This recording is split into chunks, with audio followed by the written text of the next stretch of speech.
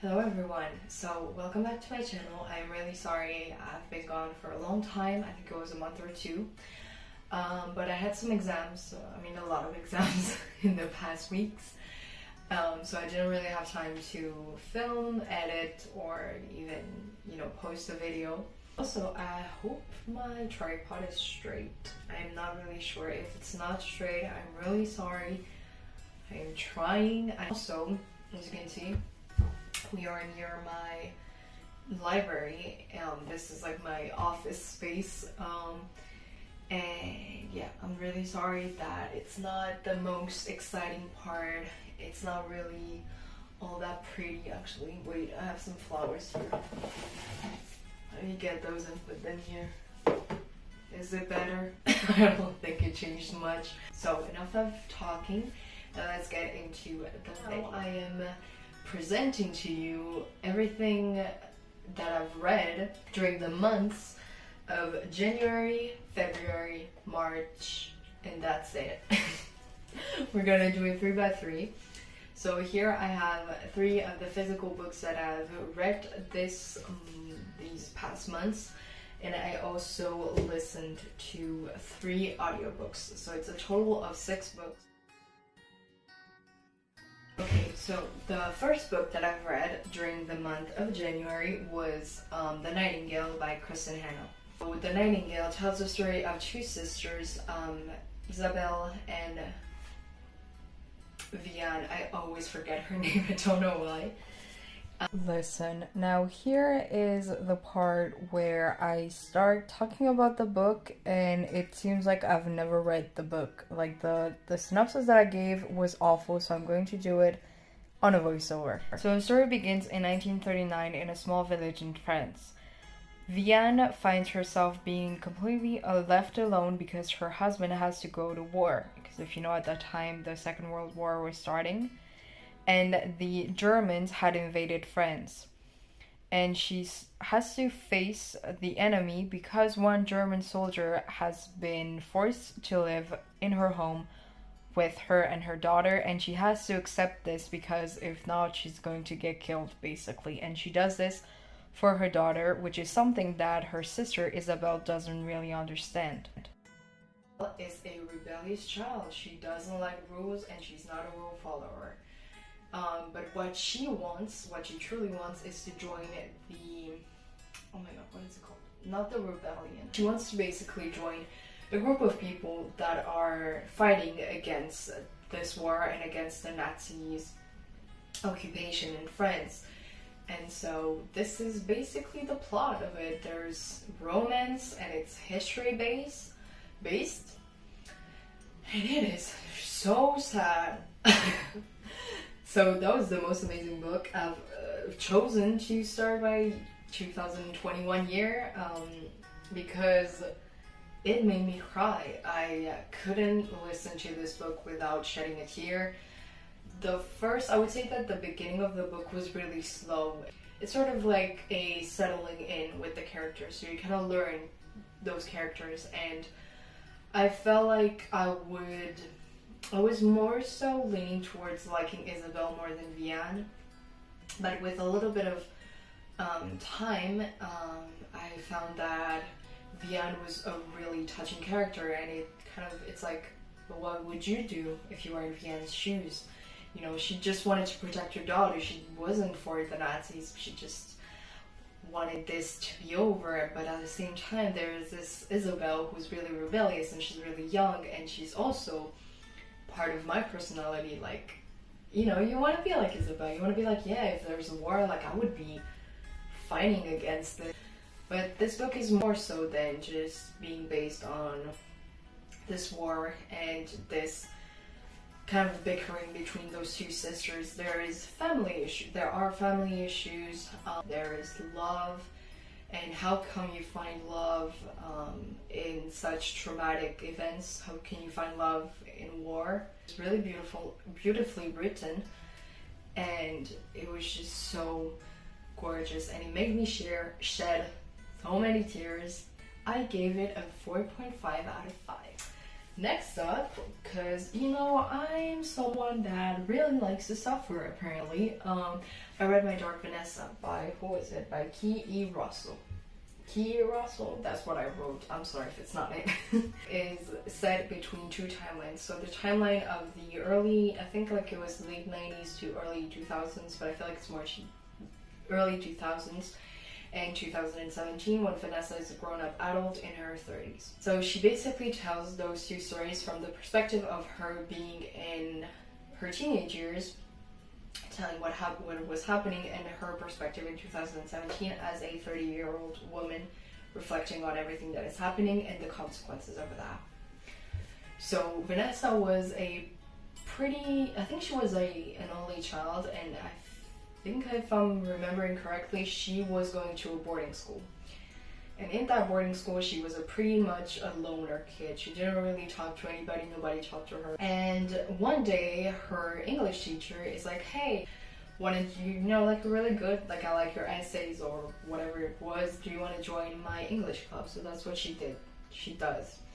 She joins an English club with one other student, and this is where things go down. So a love story is going to happen between her English teacher and her. And then we have the 2017 perspective when this teacher didn't simply abuse her or groom her. He groomed other girls, and these other girls are now trying to get their apologies back. They're trying to put this man behind bars, not under bars, behind bars. What I really didn't like about the story was the ending.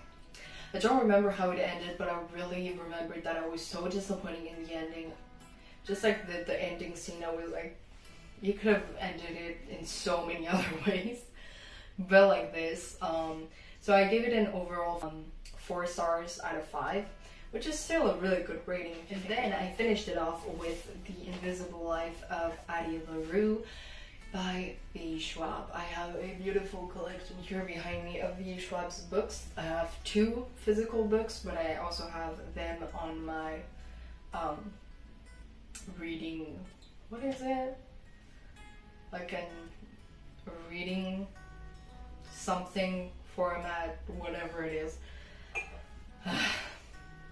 The story begins in France in the 700s, I think, 18th century, if I'm not mistaken.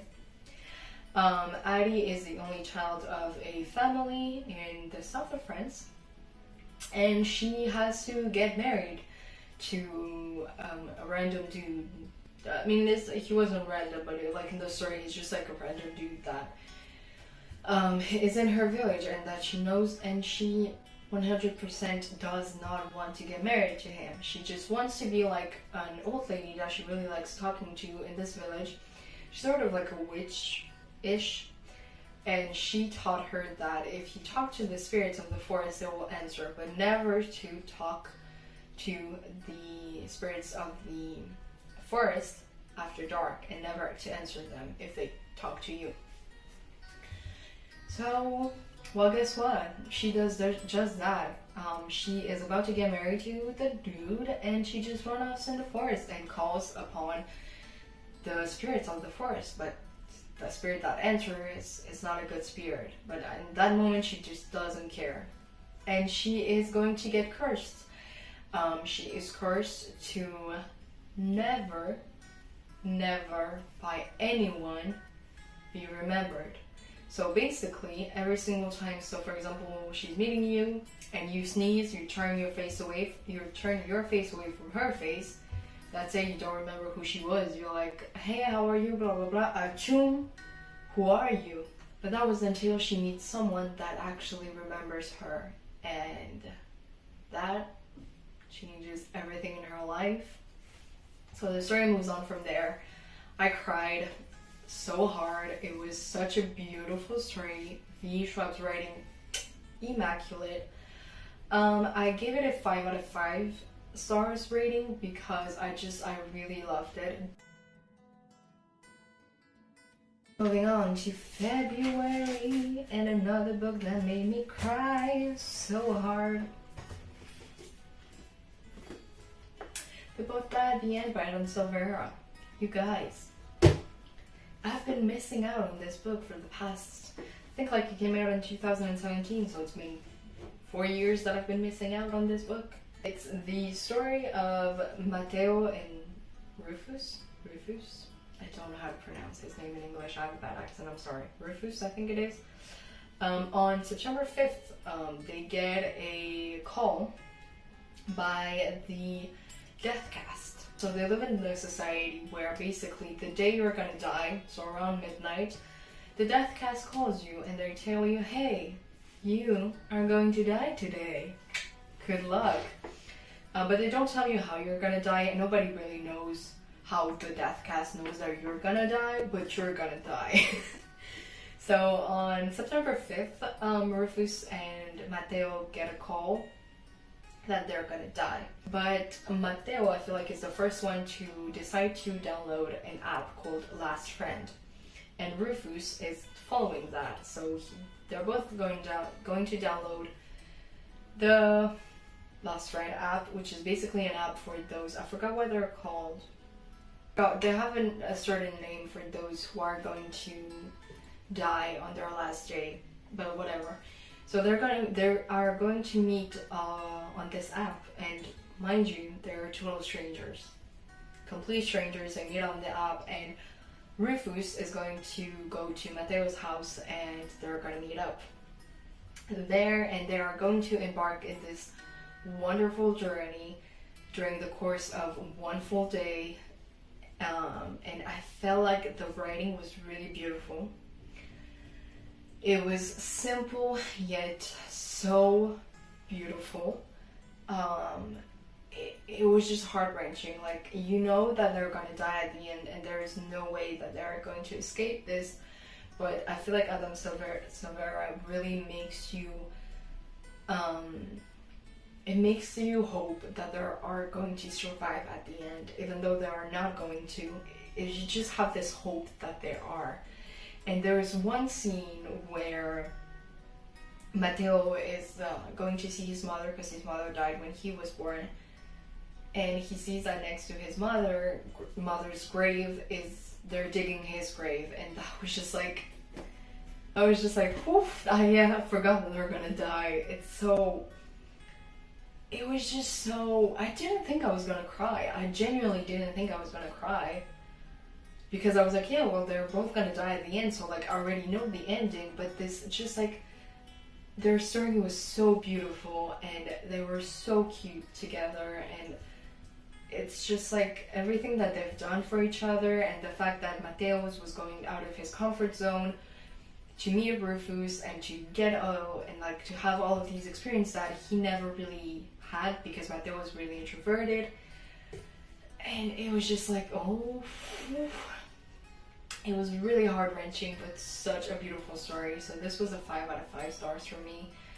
And I still have a video on my other phone where I cried. I just filmed myself reading this and I cried. And don't read this book when you have class, like right away. Because I read this book and then I had grammar class. Let me tell you, I told the teacher that I couldn't talk. I couldn't have my camera on because we're having class over Zoom. I was like crying and bawling my eyes out during the whole class.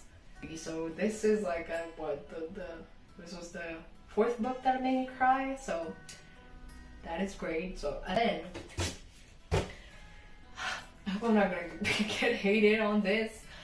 I read this book, this famous book. I've seen it all over TikTok, okay? Like, I was like, if they were like advertising it as in, if you like enemies to lovers, you are going to love this book. So I was like, okay, let me order it. So I ordered it on Amazon, freaking $20, but that's besides the point. The cover, stunning. It's a hardcover, so beautiful, stunning, all of that. I started reading the book, okay? It was February. I don't really know what it was about, genuinely. I just know that it was an enemies to lovers story. Great. We start off with Emilia and Vittoria. They are 2 twin sisters who are apprentice witches.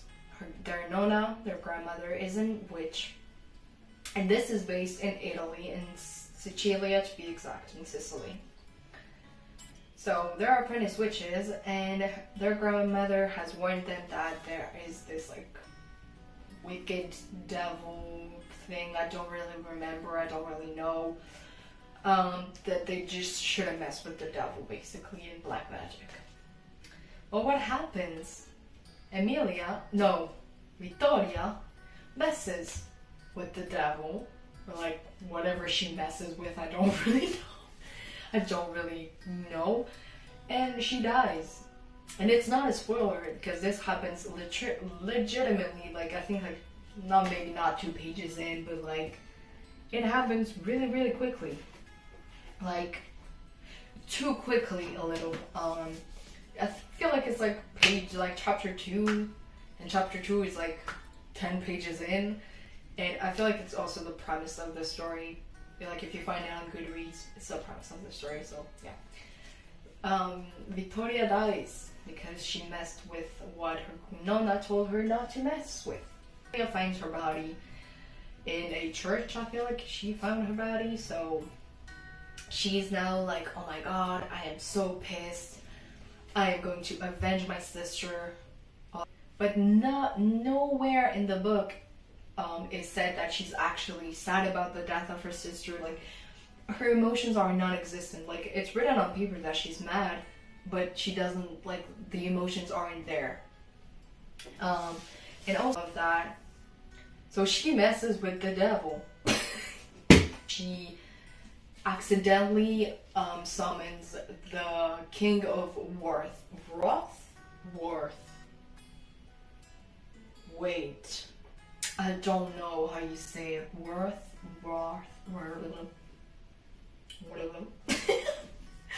Whatever it is, she summons him unintentionally, basically.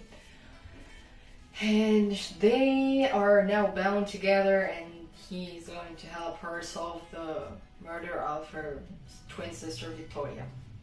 Great, the story sounds promising, enemies to lovers, wow, he's a handsome man, kind of like they're bound together, it was an accident, all of that, great. Author is inspired by Gothic literature, and you can tell, kind of, so like the setting is pretty Gothic, it's pretty dark, pretty gloomy, it's like set in church, and like I was listening to this YA sort of dark academia music, so I was really feeling the vibe, I was really in it. Until I wasn't in it anymore, because this book is so short yet so long in a way that blows my mind in the wrong ways. So some scenes are really long for nothing at all. Like there's nothing in the scene yet it's so long. Something is happening, like the beginning of the story is happening, her sister dies immediately, and then she's like, okay, I'm gonna avenge her, blah blah blah, and she doesn't even have time to grieve her sister. And it's like, whoa, like chill, take a moment. Like her death, the death of her sister could have taken so much longer, and it could have been so much beautifully written, and the grieving process would have been a really sweet added touch to a beautiful added touch to the book. I feel like that could maybe help us understand a little more the motives of her wanting to avenge her sister, but nothing of that. So it was a 2.5 out of 5 for me, which is the lowest rating out of all the books that I've read. So it's really a disappointment, I have to say. So sorry. So I read L'autre de Chédid, André Chédid. André Chédid, if I'm not mistaken, is an Egyptian writer that came in France in 1946. Yes, and so this book was written in French, but I don't know when it was published. So it tells the story of Sim and his dog, who are traveling in a sleepy village, it says. And all of a sudden he sees at a window, a face of someone. And a few minutes after that, there is this huge earthquake that is happening. And the whole premise of the story is that Sim wants to find that face, like the man that he talked to before the earthquake. It was really beautiful, really poetic. It had a mix match of all genres, so there was poems. It was in the forms of some poems, as you can see. It mixed some theatrical elements. It mixed the elements of a novel. So yeah, it was really beautiful, really poetic. I don't know if it's translated in English, but if you read French, I would advise you reading this book. I finished it in a day. It was really short and really good. So to finish off, the month of March, I've read The Song of Achilles. I finished it actually 2 days ago, so it's so fresh in my memory. I listened to it in audiobook format, and I really liked it. I had no idea what the book was about. I just knew that it was about Achilles and... Oh my gosh, what do I have with names? I have a problem with names. I forgot his name. Pro something, I don't remember. It's like the story of Achilles, basically. And so I was like, okay, it's mythology, Greek mythology based. I really like it. Let me check it out. So I started the book, and let me tell you, it's actually mythology, but make it gay. And I had no idea. And I was like, oh, well, now I know why so many people love it. So it's actually a love story between Achilles and the other dude whose name I've forgotten. And it is actually told by the perspective of the dude whose name I have forgotten. And the being of Achilles. So it basically follows pretty much the mythology. So how Achilles is the son of a goddess and the son of a mortal, and he will be the greatest hero of the generation, and he will die. Just like in the mythology. I don't know if it's a spoiler. Never mind, I'm not gonna say it just in case it's a spoiler, but whatever. So I've heard everyone say that they've cried so much. I shed a tear at the end. The ending was beautiful. Like, I feel like it was the ending phrase. Top tier, made me cry. Like, made me shed a tear. But I didn't really cry all throughout the novel. It was really sad and really beautiful, but not enough to make me cry. Probably because it's a mythology and I knew the ending, but at the same time, like with they both die at the end, you know the ending, but it still made you hope that they're not gonna die at the end. Whereas in this one, maybe it's because it's a mythology. I knew they were gonna die, but I didn't expect the ending, so that made me cry. That was really beautiful. Their story was really beautiful. The love story, that was also something I didn't expect. So I was like, whoa, okay, so really mythology and make it gay. So yeah, I really liked it. I don't really have much to say about the book, because like I don't want to spoil it, but I feel like everyone has read The Song of Achilles already, so it was a 4 stars out of 5 for me, because everybody was saying like, you're gonna cry. I didn't really cry, and there was just well, I can't say it, but there was like at the ending a scene that was a little too long and a little bit like, yeah, okay, whatever, like, just give us the ending that we all want. Don't waste your time on that. So that was the only thing that kind of made me ick a little bit. But yeah, I really love the book, and I really recommend you to read everything that I have read during the months of January, February, and March. And I will catch you, well, hopefully not in 3 months. But I will catch you in my next video, and I really hope that you liked this video. Please tell me if you have read any of these books and what did you think of them. Please also leave me a comment down below on things that you think that I could maybe improve myself in. I'm really bad at explaining books and explaining how I'm feeling about them, so I'm really sorry about that. But please tell me, give me your feedback in the comments and tell me what did you think about that. and I will see you guys in my next video. Take care. Bye bye.